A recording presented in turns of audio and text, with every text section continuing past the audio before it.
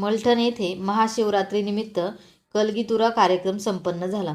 त्यात पहिले कलाकार रामदास गुंड, काटावेडा, तालुका पारनेर, जिल्हा अहिल्यानगर, ठकसेन शिंदे आणि पार्टी बेल्हे, गुळुंचवाडी, तालुका जुन्नर, जिल्हा पुणे यांचा कार्यक्रम संपन्न झाला.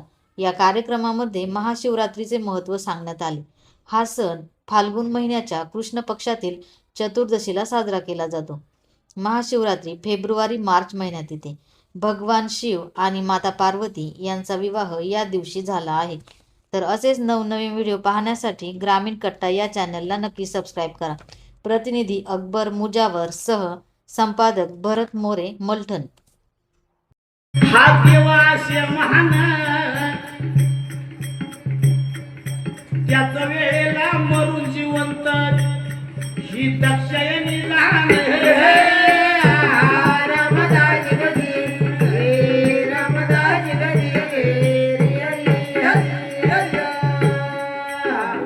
संपत आलं. दक्षयणी तिचा स्वीकार केला ठकसेन शिंदे, पण देव तपाला बसले. हा शंकर आहे, शंकराला मायेची काही गरज नव्हती. कृतायुग संपत आलं. पुढं येणं आत्महत्या केली, मरून गेली, पुन्हा जन्माला आली. तिची पार्वती झाली. ती पर्वताच्या पोटी जन्माला आली म्हणून तिची पार्वती झाली. आणि पुन्हाही पार्वतीनं हाच पती मिळा म्हणून तपश्चर्येसाठी बसली. अरे 60 वर्ष केली तपश्चर्या या पार्वती माती आहे ना, या पार्वती माती आहे ना. आणि त्याच वेळेला शंकर भगवान झाले तर प्रसन्न.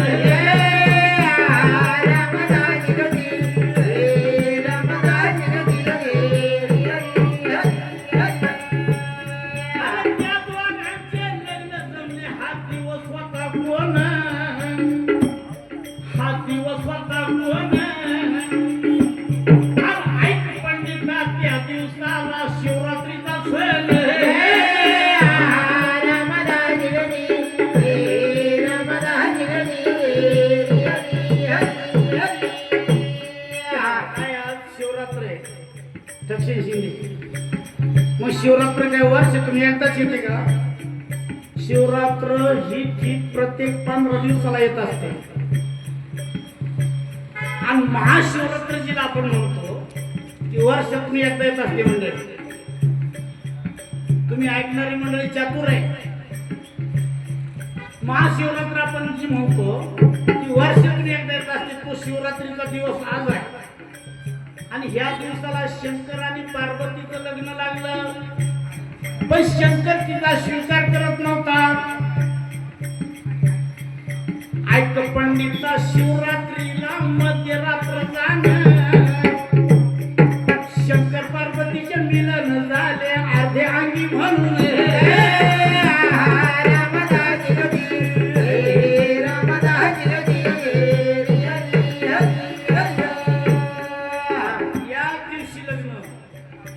या दिवशी तिनं खऱ्या अर्थाने तिच्या समाधानासाठी भगवान केले, शंकर भगवान प्रसन्न केले.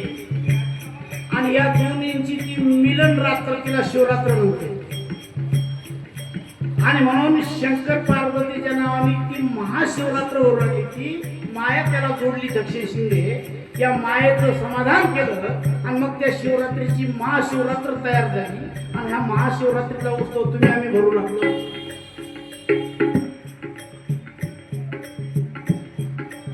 अजून काही शिवरात्रीचे बरेच काय तत्व आहे ते तुम्हाला आम्हाला कळणं फार अवघड आहे. तुम्ही आम्ही जर हे कळून घेतले तर आपल्याला सुद्धा वाटेल का शिवरात्रीचा उपवास का करावा, शिवरात्र का धरावा, तिचं काय महत्व आहे. पण कलियुगाच्या प्रश्नाचं उत्तर देण्यासाठी थोडक्यात मी तुम्हाला हा विषय सांगितलेला आहे. मग ही महाशिवरात्र ही माया भगवान शंकराने मिलन म्हणून तिचा स्वीकार केला आणि ती रात्र तिला म्हणतात शिवरात्र, महाशिवरात्र.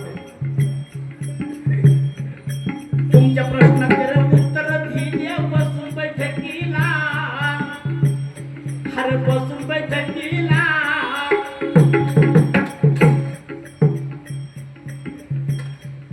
शंकराची हो पूजा करीतो अर्थ पुराणाला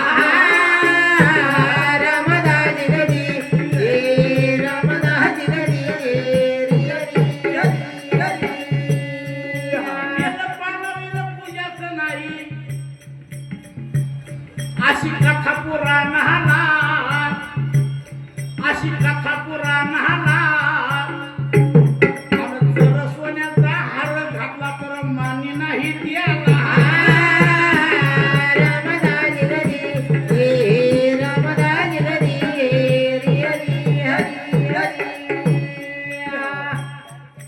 कोल्हापूर विचारे बेल पंडिता काय कारण याला काय कारण याला एका पानात शेती घेणं सांगा जनतेला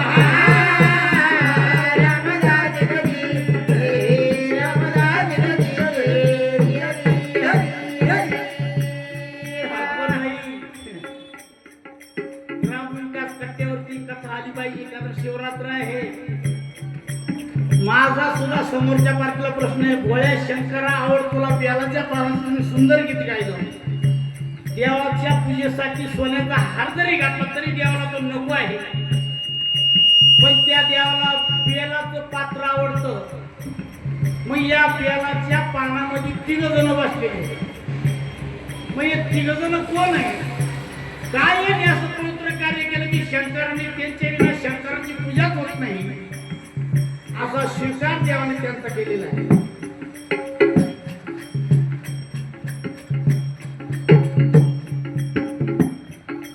एक फुलं नाही आवडीचे त्या देवाचे बोला त्या फुलाचे रे नाव सांगावा फळप्रसंगाला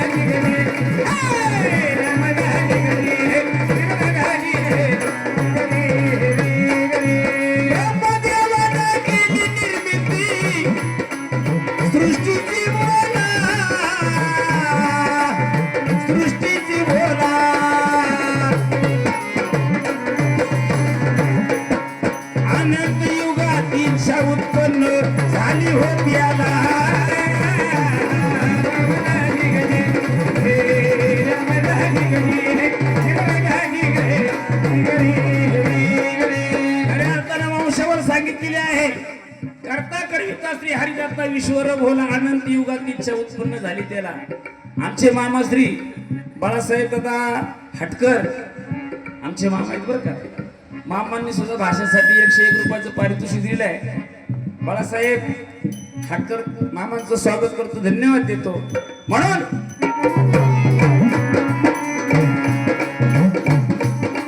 ब्रह्मदेवाच्या अंत्यापासून दक्ष राजाचा जन्म झाला, दक्ष राजाचा जन्म झाला.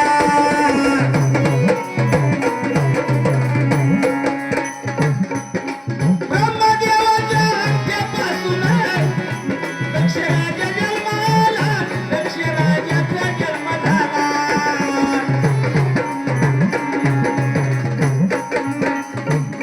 आणि आता थोडीशी गाणी सांगतो, ऐकत मी बोला.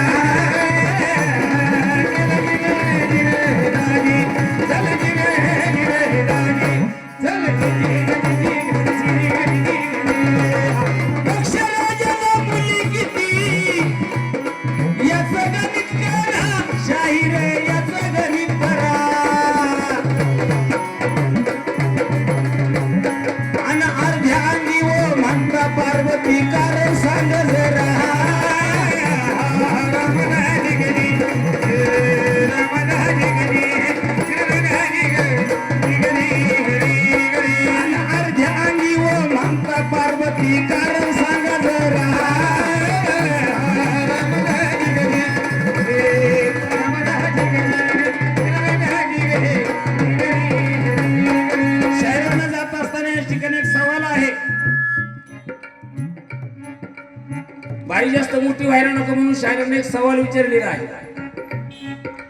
दक्ष राजाला असणाऱ्या कन्या किती, मुली किती, त्यामध्ये एक भगवान शंकराला दिली. दिली म्हणता येणार नाही, तिने बापाच्या विरोधात जाऊन लग्न केलं. तिचं नाव दाक्षायणी. आणि म्हणून शायरांना जात असताना या ठिकाणी सवाल आहे. दक्ष राजाला दक्ष राजाला दाक्षायणी सोडून किती मुली आहेत? पुढे जाऊन अर्ध्या अंगी जी पार्वती आहे, आपण सर्व म्हणतो अर्ध्या अंगी पार्वती जटे मधु गंगावती. याच्या पाठीमागचं कारण काय घडलं? नेमका अर्ध्या अंगामध्ये पार्वती बसली कशी? शायरांनी याचं मला अनुकरण करून द्यायचंय. आपण सर्व मंडळी म्हणत असतो अर्ध्या अंगी पार्वती, खरी गोष्ट आहे, पण हे कशामुळे घडलं, याच्या पाठीमागचा इतिहास काय आहे? बसते का डोक्यात? अर्ध्या अंगी पार्वती तुम्ही आम्ही सर्व म्हणतो, ठीक आहे, पण याच्या पाठीमागचं कारण काय? ती एकत्रित झाली कशी? भगवान शंकराच्या अर्ध्या अंगामध्ये ती बसली कशी? याच्या पाठीमागचं काय कारण आहे? कारण शाहीर नक्कीच उत्तर देतील.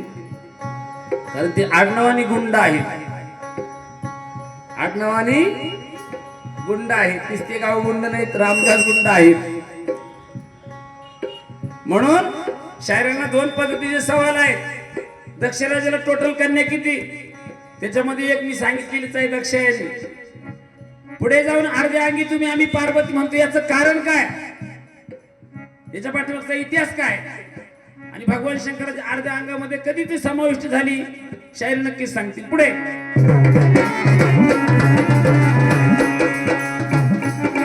अर्ध्या अंगी म्हणता पार्वती, याचे कारण सांगा, याचे कारण सांगा.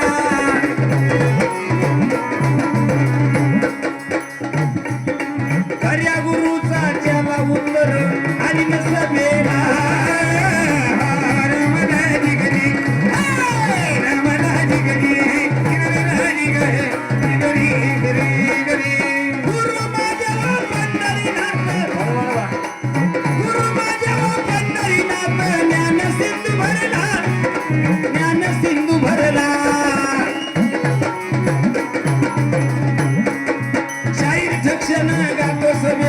पंढरीचा चेहरा